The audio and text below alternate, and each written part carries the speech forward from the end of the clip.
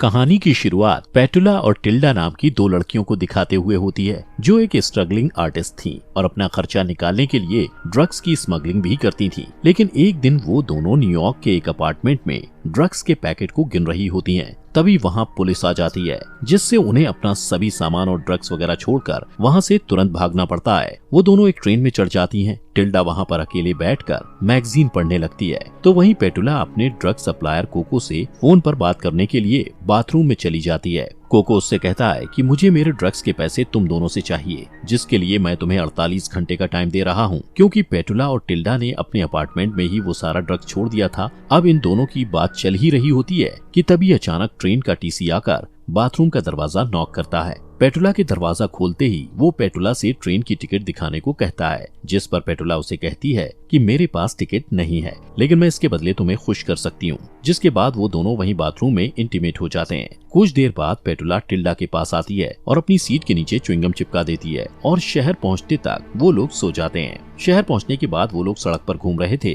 तभी सड़क के किनारे बैठा एक भिखारी उन्हें देखकर कहता है कि तुम दोनों हमेशा वापस आ जाते हो। टिल्डा और पेटुला उसे नजरअंदाज कर देते हैं और एक टैक्सी में बैठकर निकल जाते हैं। टैक्सी में वो लोग अपने बचपन की दोस्त डेफनी के बारे में बात कर रहे होते हैं जो अमीर और दिमागी तौर से अनस्टेबल होती है। वो लोग डेफनी का घर ढूंढकर वहाँ चोरी करने का प्लान बनाते हैं ताकि वो कोको को ड्रग के पैसे लौटा सकें। टिल्डा कहती है इसके लिए हमें डेफनी के साथ बचपन वाला गेम खेलना पड़ेगा जिसमें पेटुला डॉक्टर बनती थी और टिल्डा डेफनी की बेटी का रोल प्ले करती थी। ये सुनकर पेटुला अपने बचपन को याद करने लगती है जब वो ये गेम खेलते थे। पेटुला को शुरू से ही वो गेम पसंद नहीं था, लेकिन इसके अलावा उनके पास कोई और रास्ता नहीं था। इसलिए वो टिल्डा से कहती है कि डेफनी जो भी कहेगी हमें वो सारी बातें माननी पड़ेंगी। टिल्डा अपने दोस्त की बातों से सहमत नहीं थी, लेकिन कोई और ऑप्शन न होने की वजह से वो मान जाती है। इसके बाद सीन शिफ्ट होता है और डेफनी को अपने किचन में दिखाया जाता है जो बर्तन धोते हुए गुनगुना रही होती है। टिल्डा वहाँ आती है और उसे ऐसे मिलती है जैसे डेफनी उसकी माँ हो। डेफनी भी इस गेम को आगे बढ़ाते हुए टिल्डा से पूछती है कि आज तुम्हारा दिन कैसा गया। टिल्डा कहती है कि आज हमें स्कूल से जल्दी छुट्टी मिल गई और अब मुझे भूख लग रही है। डेफनी उसकी तरफ देखती है और फिर खाना बनाने लगती है। दूसरी तरफ पेटुला बाहर डॉक्टर बनके तैयार होती है। वो अपने सेल फोन को मेल बॉक्स में डाल देती है। इस गेम को खेलने के 3 रूल्स होते हैं। पहला, सबको गेम खेलना होगा। दूसरा, बाहर का कोई भी आदमी इस गेम में अलाउड नहीं होगा। और तीसरा, कोई भी इस गेम को बीच में छोड़कर नहीं जा सकता। सीन शिफ्ट होकर फिर से किचन में आ जाता है और डेफनी टिल्डा के लिए सैंडविच बनाकर सर्व करती है। तभी वो अचानक टिल्डा का हाथ पकड़कर कहती है कि तुम्हारे नाखून कटे हुए नहीं हैं और कितने गंदे हैं। डेफनी टिल्डा के दांत भी चेक करती है और कहती है कि डॉक्टर के पास चेकअप के लिए जाने से पहले तुम्हें ब्रश करना होगा। डेफनी जब वापस आती है तो टिल्डा को उसी पोजीशन में बैठा हुआ पाती है, इसलिए वो उसे डांटने लगती है। टिल्डा अपने नाखून काटने से मना कर देती है, जिससे डेफनी को गुस्सा आता है और वो एक कैंची से उसके नाखून काटने की कोशिश करती है कि तभी पेटुला डोरबेल बजाती है, जिससे टिल्डा बच जाती है। टिल्डा घबराकर मदद के लिए पेटुला के पास जाती है। पेटुला उसे नजरअंदाज करके एक्टिंग जारी रखने को कहती है। डेफनी पेटुला का वेलकम करती है और टिल्डा चेकअप कराने के लिए चुपचाप किचन में जाकर बैठ जाती है। पेटुला डेफनी से कहती है कि टिल्डा बिल्कुल ठीक है, लेकिन डेफनी को विश्वास नहीं होता। वो कहती है कि टिल्डा को 1 हफ्ते से खांसी है। इस पर टिल्डा खांसने लगती है और पेटुला उसे चेक करती है। डेफनी ये भी कहती है कि टिल्डा को चलने में कुछ परेशानी हो रही है। तब पेटुला एक हैमर लेकर टिल्डा के पैर में धीरे से मारती है, लेकिन इससे डेफनी खुश नहीं होती और वो सबको गेम का रूल बताती है। इस पर पेटुला ना चाहते हुए भी एक लोहे का हथौड़ा निकालती है और टिल्डा से माफी मांगकर उसके पैर में जोर से मारती है। टिल्डा दर्द से चिल्लाती है और उसके पैर से खून निकलने लगता है, जिससे डेफनी खुश हो जाती है। इसके बाद वो पेटुला को टिल्डा के पैर में टेप लगाने के लिए कहती है, लेकिन पेटुला कहती है कि मैं टेप लाना भूल गई हूँ। टिल्डा उन्हें रूल्स बताते हुए कहती है कि कोई भी गेम को बीच में छोड़कर नहीं जा सकता। इसके बाद रात को खाने में डेफनी फूलों से कुछ अजीब सा सूप बनाती है और टिल्डा और पेटुला को सर्व करती है। वो टिल्डा को कुर्सी से बांधकर वहाँ से थोड़ी देर के लिए चली जाती है। तब टिल्डा पेटुला से नमक देने के बहाने पास आने को कहती है। जब पेटुला उसके पास जाती है तब टिल्डा उसे कहती है कि हमारे पास पैसे लौटाने के लिए ज्यादा समय नहीं बचा है। इससे पहले कि पेटुला कुछ कह पाती, डेफनी वहां आ जाती है और पेटुला को अपने साथ गेस्ट रूम में ले जाती है और इधर टिल्डा बहुत ही बुरे हाल में होती है। कमरे में डेफनी पेटुला से कहती है कि तुम्हें यहाँ वापस देखकर मुझे बहुत खुशी हुई। दूसरी तरफ टिल्डा को एक भ्रम होता है और वो खुद को एक आईने के सामने कंघी करते हुए देखती है। वो उसी भ्रम में डूबी हुई अपने खाने को लंबे समय तक घूरती रहती है। उस रात पेटुला को कमरे का दरवाजा खुलने की आवाज आती है और उसे महसूस होता है कि कोई उसके कमरे में झांक रहा है। वो समझती है कि वो टिल्डा होगी, इसलिए वो कमरे से बाहर निकलकर किचन में चली जाती है, जहाँ उसे डेफनी दिखाई देती है। जो नींद की दवाई लेने के लिए पानी का ग्लास भर रही थी। पेटुला वहाँ से जाने ही वाली होती है कि तभी डेफनी चाकू लेकर उसे डराती है। डेफनी उसे मेल डॉक्टर समझ के उसे किस करती है और उसके साथ जबरदस्ती इंटीमेट होती है। अगले दिन टिल्डा उस मेल बॉक्स को तोड़ने की कोशिश करती है, लेकिन तभी पेटुला उसे रोककर कहती है उसे कोई रूल नहीं तोड़ना चाहिए, वरना वो लोग पकड़े जा सकते हैं। फिर वो टिल्डा को बताती है कि रात को डेफनी ने उससे क्या करवाया था। वो दोनों इस बारे में बात करते हैं और हंसते हैं, लेकिन तभी टिल्डा कुछ अजीब सा बिहेव करने लगती है और उसे फिर से ड्रग्स की ओवरडोज की वजह से भ्रम होने लगता है। टिल्डा को अपने बचपन की एक बात याद आती है, जब टिल्डा और डेफनी के बीच लड़ाई हो गई थी। टिल्डा को नशे में मजे करते देखकर पेटुला को जलन होती है, इसलिए वो भी ड्रग्स लेकर वहाँ से चली जाती है। टिल्डा को नशे में अपना बचपन दिखाई देता है, जहाँ वो डेफनी के साथ गेम खेलने से मना कर देती है और दोनों के बीच लड़ाई हो जाती है। इस लड़ाई के बीच डेफनी को गलती से धक्का लगता है और वो ट्री हाउस से नीचे जमीन पर गिर जाती है। डेफनी को तुरंत हॉस्पिटल ले जाया जाता है। इधर सीगल नाम का एक जासूस टिल्डा और पेटुला से पूछताछ करता है, तो वो दोनों उससे झूठ बोलते हैं कि डेफनी ट्री हाउस से खुद गिर गई थी। सीगल उनसे पूछता है कि डेफनी ट्री हाउस से कैसे गिर गई, जिस पर पेटुला एक छोटी सी गुड़िया को नीचे गिराकर बताती है कि डेफनी ऐसे नीचे गिरी थी।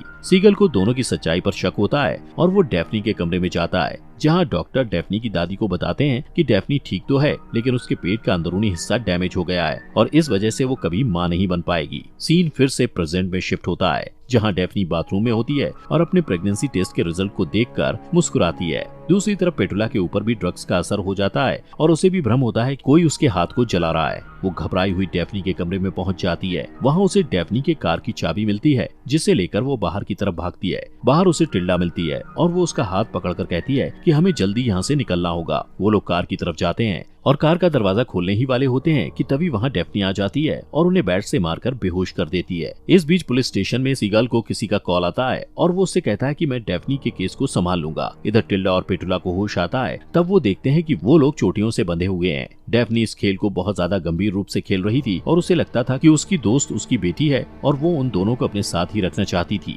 टिल्डा और पेटुला खुद को आजाद करने की कोशिश करते हैं, पर तभी कोई मेन डोर पर आता है। डेफनी दरवाजा खोलती है और उसे सामने सीगल खड़ा दिखाई देता है, जो उससे कहता है कि तुम्हारे पड़ोसियों ने शिकायत की है कि यहाँ से उन्हें किसी के चिल्लाने की आवाज आ रही है। डेफनी झूठ बोलती है कि वो अपने नए इलाज की प्रैक्टिस कर रही थी। इस बात से सीगल को शक होता है और वो चारों तरफ नजर दौड़ाता है। वो देखता है कि डेफनी के घर की छत से वाटर लीक हो रहा है। इस बहाने से वो घर के अंदर आ जाता है और उसकी मौजूदगी से डेफनी परेशान हो जाती है। डेफनी उससे कहती है कि मैं अपने दादा दादी की मौत से अभी भी सदमे में हूँ, जिस पर सीगल भी शोक जताता है। इसके बाद सीगल जमीन में पड़ी हुई एक तस्वीर उठा लेता है, जिसमें टिल्डा, पेटुला और डेफनी की फोटो होती है। वो उसे देखकर पूछता है कि क्या तुम अभी भी इनसे बात करती हो? तब डेफनी कहती है कि मेरे दादा दादी का कहना था कि मेरा टिल्डा और पेटुला के साथ रहना ठीक नहीं है और मुझ पर उनका बुरा असर पड़ सकता है, इसलिए मैंने उनसे दूरी बना ली। हालांकि वो अपने दादा दादी की बातें नहीं मानती थी और उसे लगता था कि टिल्डा और पेटुला जीनियस हैं। वो सीगल से ये भी कहती है कि टिल्डा और पेटुला के फरार होने के बाद दुनिया उन्हें याद करेगी। इस बात से सीगल का शक बढ़ जाता है, क्योंकि टिल्डा और पेटुला को फरार हुए कुछ ही समय हुआ था और सरकार उन्हें ढूंढ रही थी।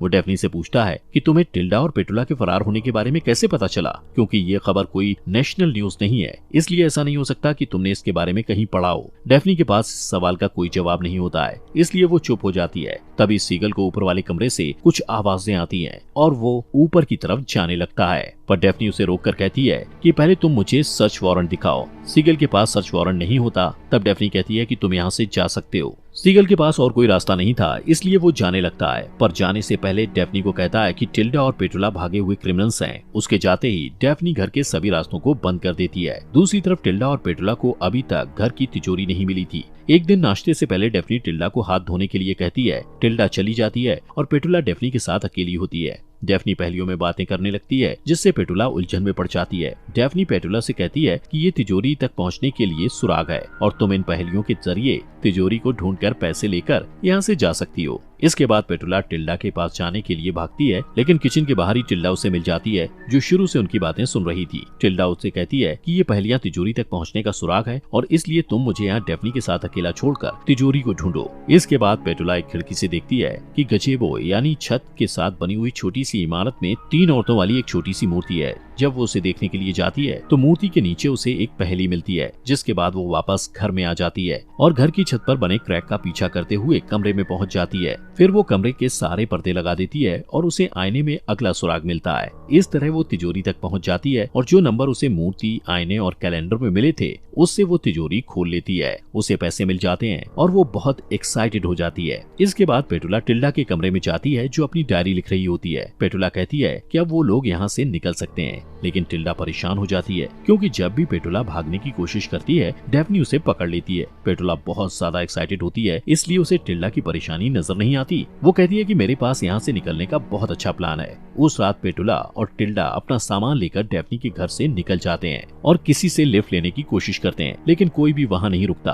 पेटुला को गुस्सा आता है और वो टिल्डा पर चिल्लाकर कहती है कि तुम मेरी बिल्कुल मदद नहीं कर रही हो। इस बात पर दोनों के बीच बहस शुरू हो जाती है और इस बीच डेफनी वहाँ आकर पेटुला को कार से टक्कर मार देती है। कुछ समय बाद पेटुला को होश आता है और वो खुद को व्हील चेयर में बंधा हुआ पाती है। यहाँ पता चलता है कि डेफनी उसे यहाँ से जाने नहीं देना चाहती थी। डेफनी पेटुला को एक कमरे में लेकर जाती है और टिल्डा को एक पिंजरे में बंद कर देती है। वो पेटुला से कहती है कि मुझे अचानक याद आया कि कैसे मैंने अपने दादा दादी को जहर देकर मार दिया था, क्योंकि वो मुझे केयर टेकर रखने के लिए बार बार फोर्स कर रहे थे, जिससे मैं परेशान हो गई थी। उन दोनों को सजा देने से पहले वो पेटुला को एक डरावनी सी मुस्कान के साथ देखती है, जिसे देखकर टिल्डा डर जाती है। इस बीच वो भिखारी जो टिल्डा और पेटुला से पहले मिल चुका था सीगल के पास जाता है और उससे कहता है कि मैंने टिल्डा और पेटुला को कल देखा था। इस दौरान डेफनी टिल्डा और पेटुला को कहती है कि अब तुम लोग यहाँ से जा सकते हो, लेकिन पुलिस तुम्हें ढूंढ रही है। फिर वो उनका मजाक उड़ाते हुए कहती है कि तुम्हारे शरीर के निशान की वजह से सरकार तुम्हें पहचान भी नहीं पाएगी। लेकिन अचानक डेफनी को गुस्सा आ जाता है और वो दोनों को अपने बच्चे के लिए कमरा साफ करने को कहती है। टिल्डा उसे सच्चाई बताते हुए कहती है कि तुम प्रेग्नेंट नहीं हो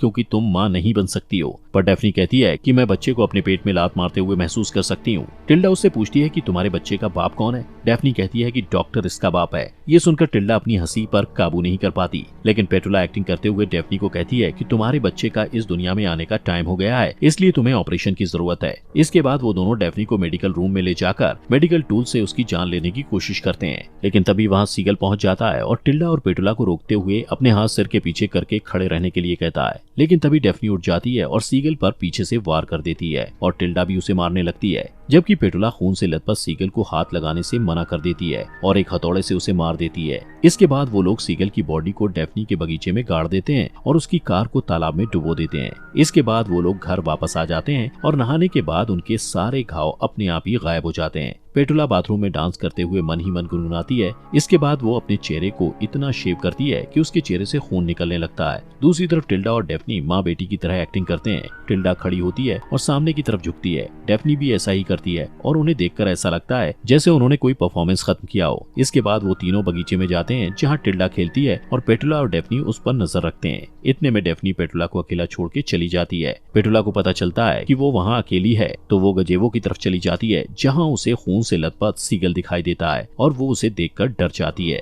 वो जब इस बारे में टिल्डा और डेफनी को बताती है तो वो दोनों उस पर हंसने लगते हैं। फिर वो लोग घर वापस आ जाते हैं और तभी पेटुला देखती है कि उसका मेल बॉक्स खुला हुआ है जिसमें वही गुड़िया रखी हुई थी जो उसने बचपन में सीगल को दिया था। इन सब से कंफ्यूज होकर पेटुला उस जगह पर जाती है जहां उन लोगों ने सीगल की बॉडी को दफनाया था। वो उस जगह को खोदती है, लेकिन वहां उसे सीगल की बॉडी नहीं मिलती। इसके बाद वो फ्रस्ट्रेट होकर वापस घर आकर सोफे पर बैठ जाती है। वो सोफे के नीचे देखती है कि वहाँ उसी तरह की च्युइंगम चिपकी हुई है जैसा उसने ट्रेन की सीट के नीचे चिपकाया था, और वहाँ उसी तरह बहुत सारे च्युइंगम चिपके हुए थे। उसे वहाँ टिल्डा की डायरी मिलती है जिसमें वो सब कुछ लिखा होता है जो अब तक उनके साथ हुआ था। तभी वहाँ डेफनी आ जाती है और कहती है कि अच्छा हुआ जो तुम्हें ये डायरी मिल गई, शायद अब तुम ये गेम छोड़कर भागोगी। वो कहती है कि तुम हमेशा गेम्स छोड़कर चली जाती हो और जब वापस आती हो तो तुम्हें कुछ भी याद नहीं रहता। डेफनी उसे अपने हाथ देखने को कहती है जिसमें कुछ निशान होते हैं जो ये बताते हैं कि हर बार गेम छोड़कर जाने पर उसके हाथ पर एक निशान बनाया गया था। पेटुला डर कर टिल्डा से मदद मांगती है जो उसे बताती है कि ट्रेन वाली घटना से लेकर अभी तक जो कुछ भी हुआ है वो असली नहीं बल्कि गेम का ही हिस्सा था। पेटुला रोने लगती है और टिल्डा उससे कहती है कि हमें ये घर छोड़कर जाने की कोई जरूरत नहीं है, क्योंकि हमें जिन चीजों की जरूरत है वो सब कुछ यहाँ पर है। यहाँ सच का खुलासा होता है और टिल्डा पेटुला की तरफ हाथ बढ़ाती है जिसे पेटुला थाम लेती है। इसके बाद एक ट्रेन वाले खिलौने को दिखाया जाता है जो वही ट्रेन होती है जिसमें टिल्डा और पेटुला बैठे थे। उन तीनों को पेंटिंग करना भी बहुत पसंद होता है और वो सीगल की ड्राइंग बनाकर उसे इमेजिन करते हैं। इसका मतलब सीगल नाम का कोई जासूस असलियत में नहीं था, इसके बाद वो तीनों खुदकुशी करने का फैसला करते हैं। कोई अपनी कलाई की नस काट कर, कोई छत से लटक कर, तो कोई जहर खाकर अपनी जान दे देता है। लेकिन ये सब भी उनके गेम का ही हिस्सा होता है, जहाँ उनके गेम का दूसरा राउंड खत्म होता है। सीन फिर से शिफ्ट होता है और एक बूढ़ी डेफनी को दिखाया जाता है जो गुनगुनाते हुए बर्तन धो रही होती है कि तभी कोई झुर्रियों वाला हाथ डोरबेल बजाता है। टिल्डा वहाँ आती है और डेफनी से ऐसे मिलती है जैसे वो उसकी माँ हो। यहाँ पता चलता है कि वो लोग कई सालों से ये गेम खेल रहे थे। टिल्डा, पेटुला और डेफनी मजे के लिए बचपन में ये खेल खेला करते थे, लेकिन जैसे जैसे वो तीनों बड़े होते गए, उनकी ये कल्पना उनके लिए असलियत में बदल गई। पेटुला हमेशा इस गेम को छोड़कर जाना चाहती थी, लेकिन कोशिश करने के बाद भी उसे गेम को आखिर तक खेलना ही पड़ता था, जिससे पता चलता है कि अब वो तीनों इस गेम से असली दुनिया में कभी वापस नहीं आ सकते थे, क्योंकि वो तीनों इस गेम में पूरी तरह डूब चुके थे। आखिर में वो तीनों अपने बचपन को पूरी तरह अपना